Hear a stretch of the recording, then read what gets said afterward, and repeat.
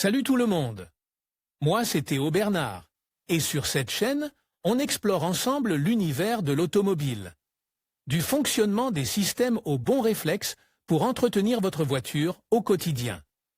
Chaque vidéo est pensée pour vous rendre la route plus simple, plus sûre et surtout moins coûteuse. Si ce genre de contenu vous parle, pensez à cliquer sur j'aime, à vous abonner et regarder la vidéo jusqu'au bout. Les infos les plus utiles sont souvent à la fin. L'Allemagne s'oriente vers la conduite semi-automatisée.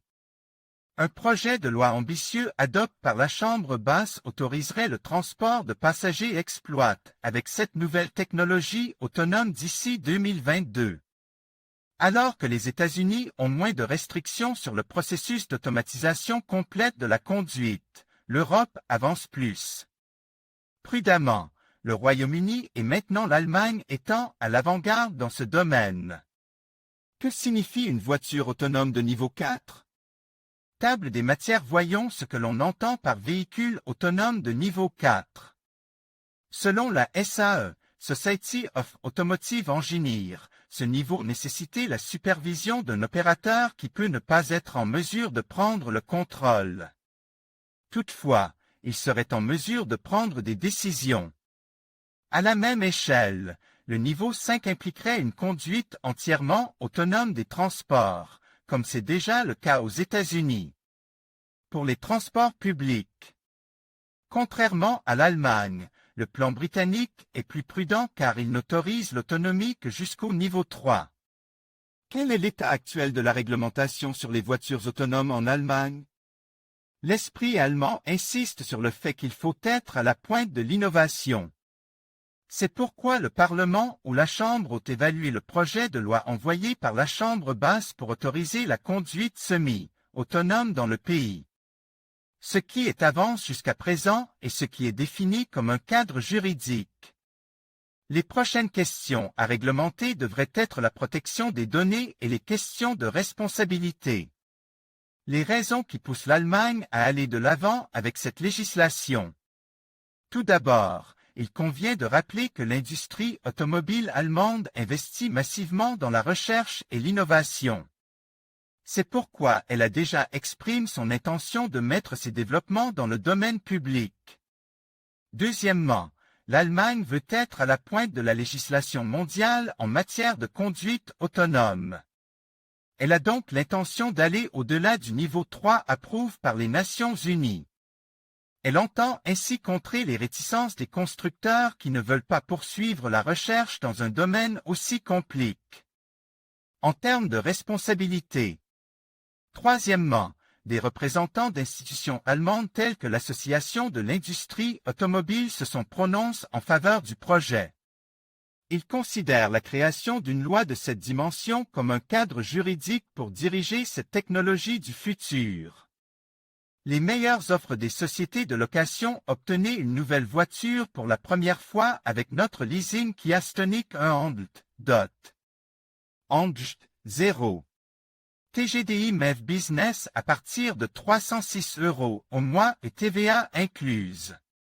Plus d'infos Nissan Qashqai DIGT 103 kW, MHEV 12 VN Connecta à partir de 357 € au mois et TTC. Plus d'infos Kia Niro 1.6 HEV Concepta.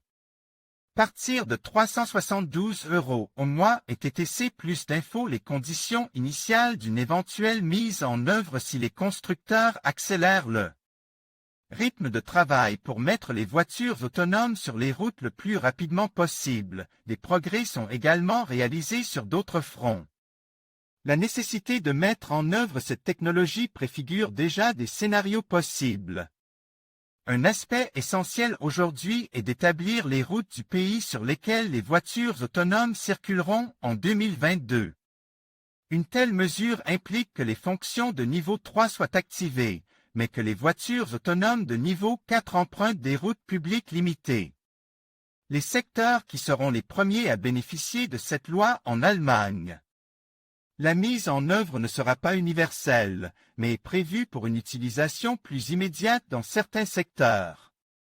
À cet égard, le transport de marchandises lourdes et le transport de passagers sont les premiers bénéficiaires de la conduite autonome en Allemagne.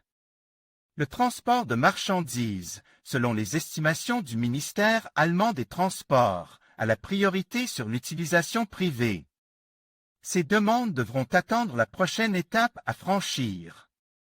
Les opposants à la législation sur la voiture autonome de l'autre côté de la barrière se trouvent ceux qui s'opposent à la mise en œuvre de cette technologie. Les points faibles sont des cibles de critiques qui ne peuvent être ignorées. Un point d'interrogation valable est la possibilité que l'arrêt d'urgence puisse être active par le conducteur ou les passagers. Cette fonction reste spéculative car rien ne prouve qu'elle puisse être activée. Le chapitre controverse du projet de loi porte sur deux aspects importants. Premièrement, la protection des données des propriétaires. Deuxièmement, la responsabilité en cas d'accident avec une voiture autoconduite de niveau 4. Le secteur de l'assurance préconise le maintien des polices d'assurance responsabilité civile. Cependant, ce sera l'assurance du propriétaire qui couvrira les blessures d'un usager ou d'un piéton, si la voiture qu'il conduisait est autonome. Cette couverture sera déclenchée sans qu'il soit nécessaire de prouver la paternité ou les causes de l'accident. Sur cette base, les constructeurs sont exonérés de toute responsabilité. Toutefois, les autorités chargées de la circulation sont d'un avis contraire, car elles considèrent qu'il est pertinent d'enquêter sur la manière dont la voiture autonome est impliquée. Préférences et responsabilités. Le passage manuel des vitesses représente une préférence pour de nombreux conducteurs, un aspect directement lié à l'introduction de la conduite de niveau 4. Ces conducteurs considèrent qu'il y a encore beaucoup de chemin à parcourir pour parvenir à une telle fiabilité. L'un des aspects de la future réglementation exige que les propriétaires de ces véhicules effectuent des inspections obligatoires tous les 90 jours. L'inspection du TÜV allemand devra également être effectuée chaque année. Toutefois, ces conditions s'appliquent aux voitures autonomes à usage privé. La question clé est la détermination de la responsabilité en cas d'accident, qui est en tort, le fabricant ou le conducteur. Chez Ranting Finder, nous sommes passionnés par l'actualité automobile, c'est pourquoi nous souhaitons vous tenir au courant des derniers développements dans notre blog. Si vous envisagez de louer une voiture, n'oubliez pas de consulter notre catalogue de véhicules de leasing, une alternative que de plus en plus d'Espagnols choisissent. Savez-vous déjà quelle voiture de leasing vous aimeriez conduire? Trouvez la vôtre. En conclusion, l'adoption de ce projet de loi en Allemagne marque une étape significative vers l'avenir de la mobilité. La mise en circulation de voitures autonomes de niveau 4 d'ici quelques années pourrait transformer nos déplacements, améliorer la sécurité routière et réduire les embouteillages. Cependant, il reste encore des défis à relever, notamment en matière de réglementation et d'infrastructure. Restez attentifs aux évolutions de cette technologie prometteuse qui pourrait redéfinir notre rapport à la conduite. Merci de nous avoir suivis et à bientôt pour de nouvelles actualités sur l'innovation automobile.